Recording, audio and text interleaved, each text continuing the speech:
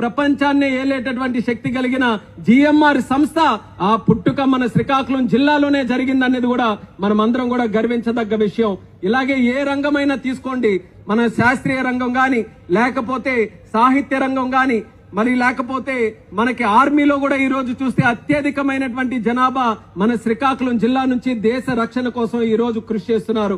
అలా అన్ని రంగాల్లో కూడా మన శ్రీకాకుళం జిల్లా వాసులు ఎంతో కష్టపడి ఈ రోజు పనిచేయడం కూడా జరుగుతుంది. కానీ మనం గుర్తుపెట్టుకోవాల్సినటువంటిది 75 సంవత్సరాలు మన జిల్లా వాసులు మనమందరం ఎంత కష్టపడినా మనం దేశం ప్రపంచాన్ని తయారు చేశాం, కానీ శ్రీకాకుళం జిల్లాని తయారు చేసుకోలేకపోయాం.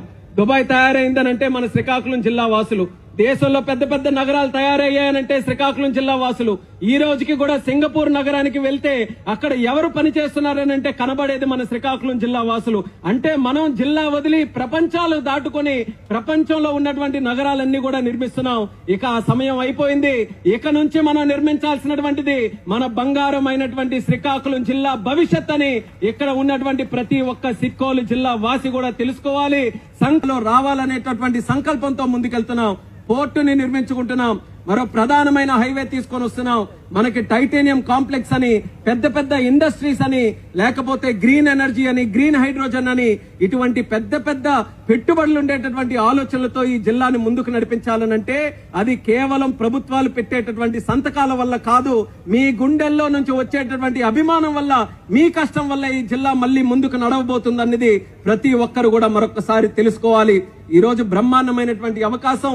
చిన్న వయసులో 36 సంవత్సరాలకే కేంద్ర మంత్రిగా అయ్యే అవకాశం నాకు దక్కిందనంటే అది శ్రీకాకుళం జిల్లా వాసులందరూ కూడా నాకు ఇచ్చినటువంటి ఒక గొప్ప అవకాశంగా భావించి ఈ రోజు నేను కూడా మన జిల్లాని అన్ని రంగాల్లో కూడా ముందుంచడానికి మరి జిల్లా టీం మెంబర్స్ అందరం కూడా కలిసికట్టుగా మేము కృషి చేస్తున్నాం. మా హామీ మీ అందరికీ కూడా ఉంది. జిల్లాని అన్ని రంగాల్లో ముందుంచడానికి మా ఆలోచనలతో మీ అందరి తాలూకా సలహాలు తీసుకొని ముందుకు నడుస్తాం. మరి మీరు కూడా అదే ఆలోచనతో సహకరించాలని ఈ శుభ సందర్భంగా మీ అందరికీ కూడా మరొకసారి తెలియజేసుకుంటూ ఈ జిల్లాని మరింత బలంగా ముందుకు నడిపిద్దాం.